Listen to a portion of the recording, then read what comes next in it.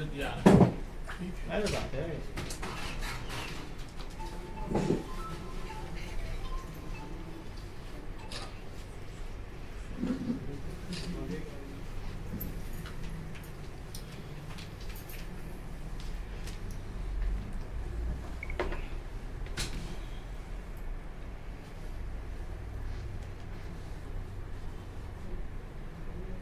White shoot के अलग अंदर में विकी को अब जो बाउंड्री बनी उसका मैंने कागज बताया और जेएनएसी ने 1 महीना पहले एफआईआर किया है कि सूर्य मंदिर समिति के लोगों ने वो जो बाउंड्री थी सरकारी पैसे से बनी हुई सांसद निधि से उसको तोड़ दिया है, ध्वस्त कर दिया है। तो बाउंड्री बनवाया इन्होंने, क्योंकि बाउंड्री बनाते समय महेश पोद्दार जी ने जो चिट्ठी लिखा है उसकी कॉपी अंजन सरकार को भी भेजा है, रघुवर दास जी के पीएस रहे। तो इन लोगों ने पैसा लिया, बाउंड्री बनवाया। अब जब लगा कि अब शंख मैदान तो सूर्य मंदिर के परिसर से बाहर हो गया तो बाउंड्री को तोड़ दिया। अब वहाँ तक अपना हाथ फैलाएंगे। तो एक तो मैं इसलिए कहना चाहता हूँ कि जमशेदपुर की जनता को या झारखंड की जनता को ये समझ लेना चाहिए कि पिछले 1 साल से ये लोग जो मेरे ऊपर आरोप लगाते रहे हैं कि मैं सूर्य मंदिर परिसर में हस्तक्षेप कर रहा हूँ। मैं तो सरकारी धन लगने के बाद भी सूर्य मंदिर की ओर नहीं देखा, मगर उनके बाउंड्री के बाहर, उन्हीं के द्वारा बनाई हुई बाउंड्री के बाहर जो मैदान है, भूखंड है, उसके सौंदर्यीकरण के लिए मैंने जरूर लिखा। अपनी चिट्ठी की कॉपी भी मैंने आपको दे दिया है।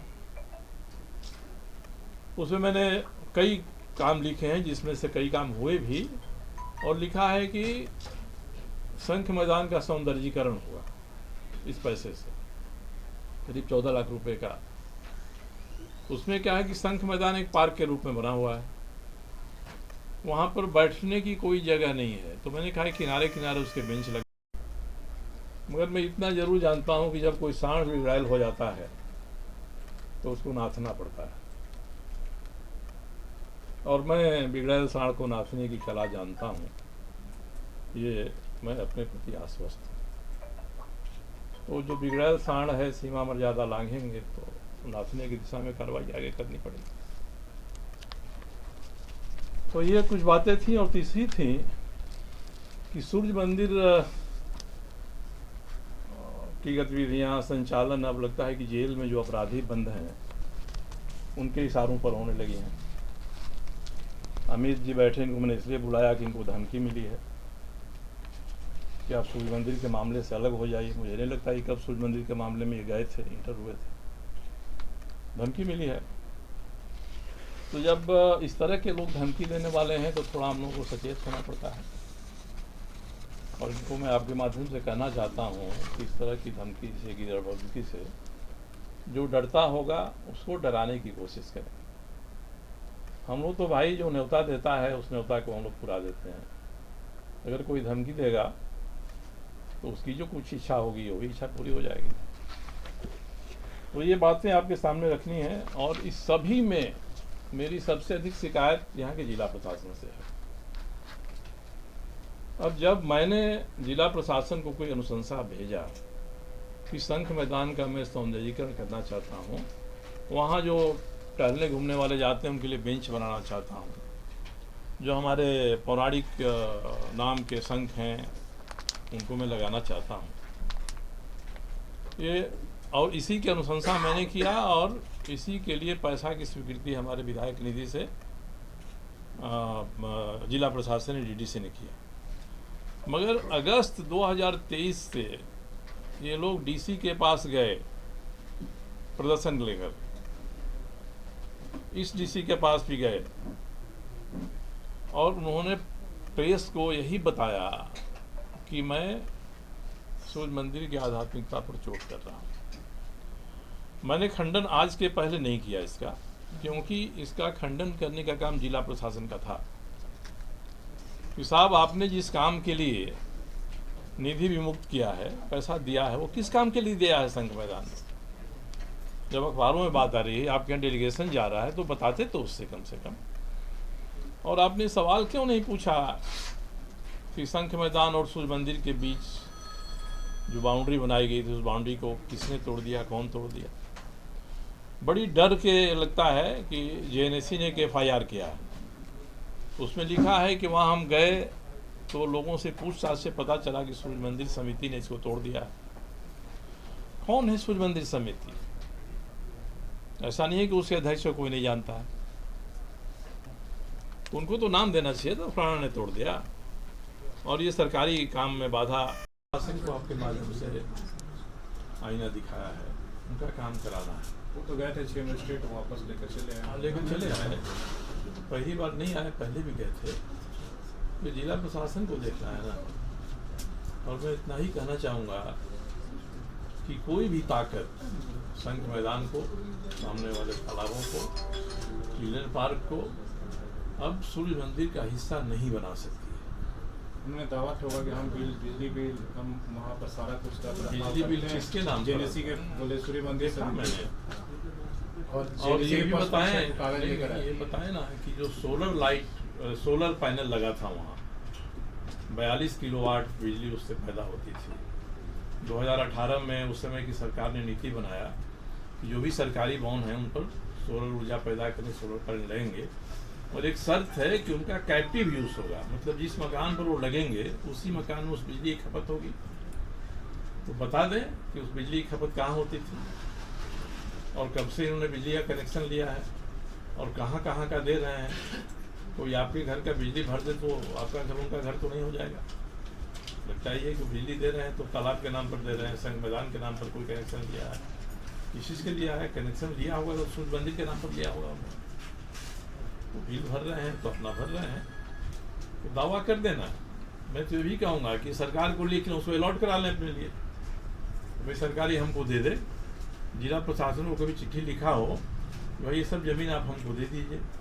उनका इतना ही कहना है कि एक महानुभाव विधायक के हाथों से यहाँ काम हुआ है, वहाँ किसी दूसरे का काम हम नहीं होने देंगे। 52 योजनाओं से काम वहाँ हुआ है, किसी एक योजना का शिलापट्ट कोई दिखा दे कि नहीं उस पूरे मैदान पर जगह पर है। हाल हाल में महेश पोदार जी का भी नहीं है। ये भाई हो सकता है मैं चुनाव न लड़ूँ, आप लड़िएगा, मगर अब मेरी जमानत जब्त कराने लगे। जब ऐसे लोग जमानत जब्त कराने के लिए खड़ा होंगे तब तो मजबूर होकर मुझे भी घोषणा करनी पड़ेगी कि मैं चुनाव लड़ूंगा। मैं चुनाव लड़ता हूँ, आप मेरी जमानत जब्त करा दें। ऐसा नहीं कि मैं कभी चुनाव नहीं हारा हूँ, मैं चुनाव हारा भी है।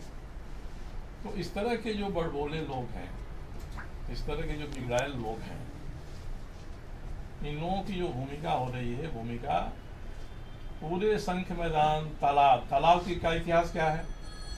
तालाब बना है विधायक निधि से, प्रतिनिधि विभाग की निधि से, और 2011-12 में 2 बोट खरीदी गई हैं दोनों तालाब की। आज भी आप जाएंगे तो बोट का टूटा हुआ भाग वहीं पीछे में रखा हुआ है, क्योंकि उसमें बोटिंग होगी दोनों तालाब में।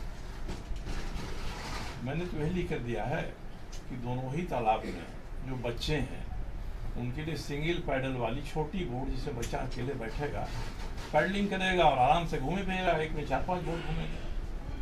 तो मेरा ये करना धार्मिक आस्था पर प्रहार हो जाता है, क्योंकि छठ उसमें होती है। बाल मेला में हम लोगों ने एक नीचे के तालाब में कुछ कार्यक्रम करने का सोचा, ये सारे लोग फौज लेके चले गए, उसमें भी चंदूप से निकालता है गोली मार देंगे, SDO तक आ गए। मगर आज जब समर कैंप के बच्चे जाकर उसमें नहाते, सिद्धगोड़ा में सूर्य मंदिर है। परसों में पटना था तो मुझे जानकारी मिली कि मजिस्ट्रेट गए थे मेरे विधायक निधि से जो काम हो रहा है उस काम को कराने के लिए।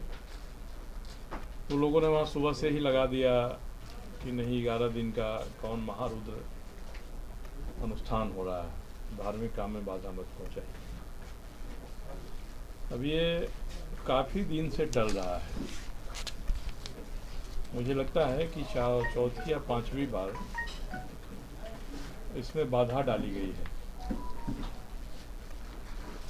और जहाँ तक मुझे याद है कि पिछले साल अगस्त में 2023 के अगस्त में उप विकास आयुक्त ने स्वीकृति दिया, हमारे सभी जितने कार्यक्रम होने वाले थे विधायक निधि से विकास के, उनके लिए, और उसके बाद से ही व्यवधान हो रहा है। तो मैं इतने दिनों तक मैं चुप रहा, क्योंकि मेरा मानना था कि मैंने अपनी निधि से फंड देने की अनुशंसा की है, परंतु ये काम सरकार का है, सरकार को कराना है। तो ये काम आज तक नहीं हुआ। परसों होने वाला था, परसों काम को रोकने के लिए वहाँ 11 दिनों का अनुष्ठान कर दिया गया। और कुछ लोग जो काम को रोकने वाले हैं मुख्य रूप से, उसमें से एक का हमने देखा वीडियो जिसमें लिखा था कि 3 महीना के बाद तो आचार संहिता लगने वाली है, उसके बाद क्या। तो मैं 1 साल से ये पीड़ा झेल रहा हूँ, और 1 साल से मेरे ऊपर सूर्य मंदिर समिति के नाम से उसके अध्यक्ष, उसके संरक्षक ये आरोप लगा रहे हैं कि मैं धार्मिक आस्था पर प्रहार कर रहा हूँ, मैं सूर्य मंदिर के खिलाफ काम कर रहा हूँ। तो आज मैंने सभी बातों का निराकरण के लिए कुछ कागजात आपके यहाँ हमने सॉफ्ट कॉपी में शेयर किया है, और बहुत सारे दुनिया भर के कागजात मेरे पास हैं जो आधिकारिक हैं, सरकार के रांची से और जमशेदपुर से जो अफसर हैं उनके आदेश हैं ये सारे के सारे। पहला बात तो मैं कहना चाहूँगा कि ये भ्रम जो फैलाया जा रहा है कि सूर्य मंदिर और शंख मैदान एक ही है।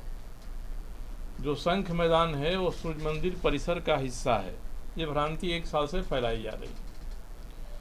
मैं आपको दस्तावेज के आधार पर स्पष्ट करना चाहता हूँ कि ये दोनों दो हैं। सूर्य मंदिर अलग है, शंख मैदान अलग है। सूर्य मंदिर और शंख मैदान के बीच उसकी बाउंड्री बनाने के लिए सांसद श्री महेश पोद्दार ने 15 लाख रुपया दिया था।